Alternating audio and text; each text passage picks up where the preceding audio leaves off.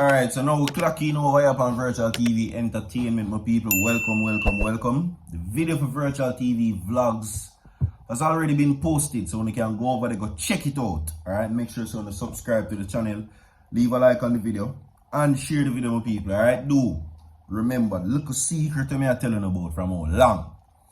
The little secret, man, we are talking about how you like the video, share the video, and rainfall, it end tomorrow.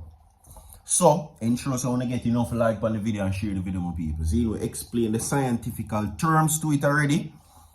So, ready up. We have a whole bunch to talk about. It's Blessing Sunday, my people. Alright, and Virtual TV, which is you guys' richest blessing. Share the video, subscribe to the channel. Alright. Now, to go over Virtual TV Vlogs, the link will be posted inside the comment section. And this is a disclaimer. Everything we say and read, the information will be provided in the video, so you can see it for yourself. Now, this is what we're going to talk about. First of all, VYBZ Kartel's appeal is now being called up in the court. What is that I'm saying is that now there's a discussion. They're saying that now that he's freed and all the hype around it has died down, they are now dissecting how did they reach at that point. They are now talking about the moves the judge made internally. That is what they're doing within the court system right now. We have also now received information about the OUR, about them being powerless. According to what is being said by the OUR, my people, it is wishful thinking that Darrell Vaz demand that the JPS lighting company be sanctioned.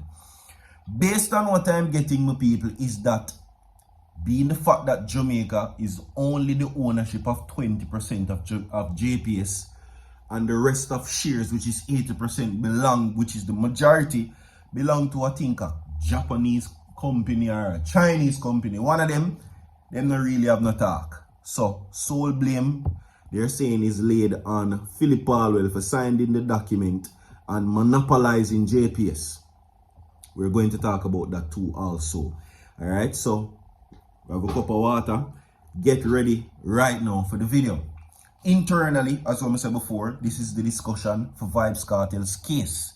Internally, they are now saying that based on the patterns that took place, how could they really avoid this situation? What will be the impact on this situation? Does persons think now that criminals can walk based on certain patterns followed by the entertainer?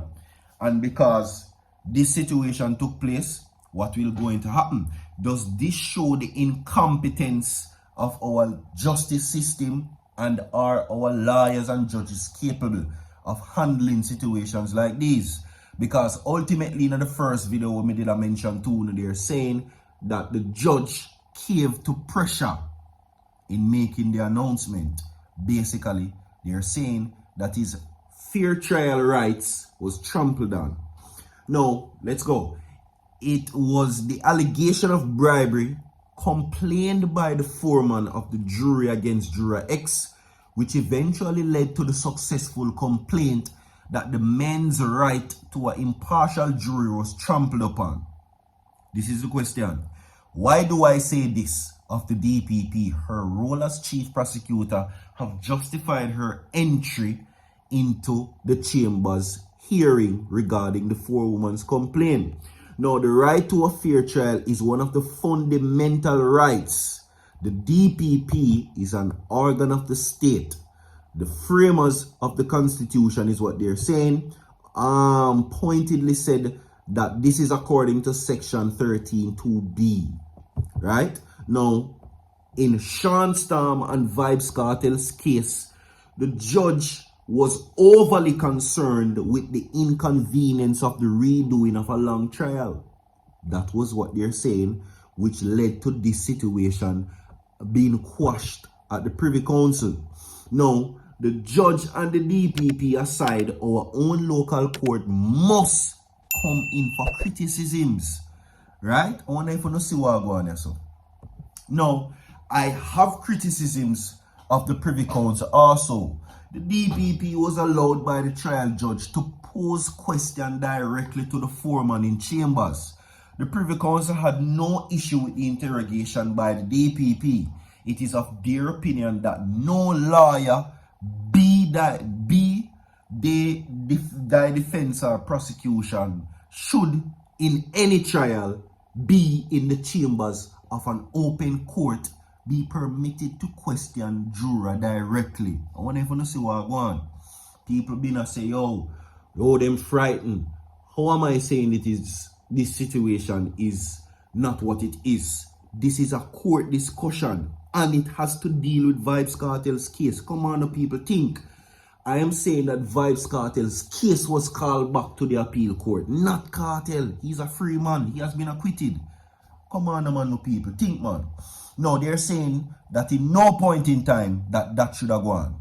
Now, also, there was another issue of great public and constitutional importance. It concerned the fact that the contents of Kartel's phone was admitted to evidence by the trial judge. The phone was examined and used against him in breach of his rights to privacy of communications and without the permission of a judge in breach of section 13(3)(j). Now, of the Constitution and in breach of the access to information, right, and that is law, the Privy Council refused to determine the issue of illegal obtained evidence in the Jamaica jurisprudence, depriving us of guidance on a huge fair trial issues. Now, police abhorrent conduct. Now, the case exposed multiple examples of unacceptable conduct on the part of the police. Now, one of those situations which had to do with the safekeeping of exhibits.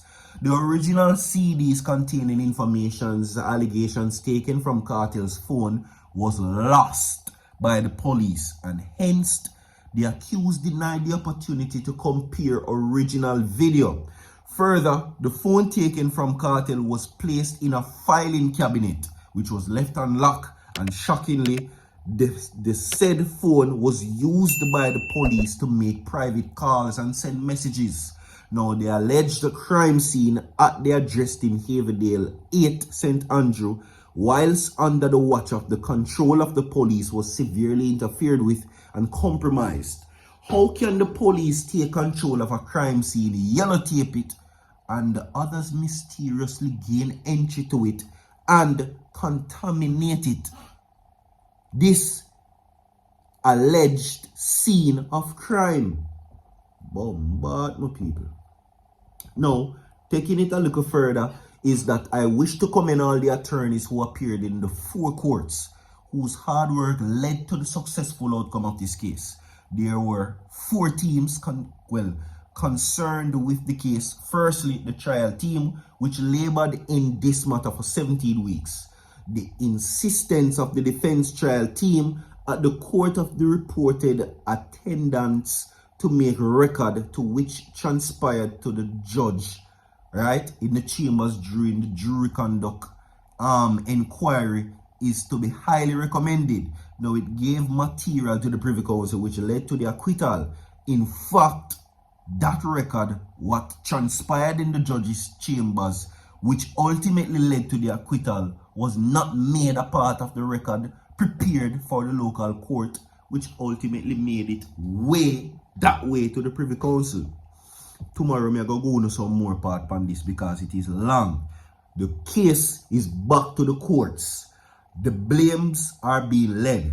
They are saying that the judge originally that rejected VYBZ Kartel appeal and found him guilty, and the DPP, which is Paula Llewellyn, previously, should come in for criticisms. Also, the investigators failed at 2 main points. 1, securing evidence. 2, securing the crime scene. These are up for questioning. We'll move on right now, my people, to the next segment of the video, and we now get to know where a possible election should be called this year. You understand? We're going to talk about that. Now, of course, Julian Robinson made that announcement, and he was speaking in light of the situation of the illicit 8. That's what he was speaking of.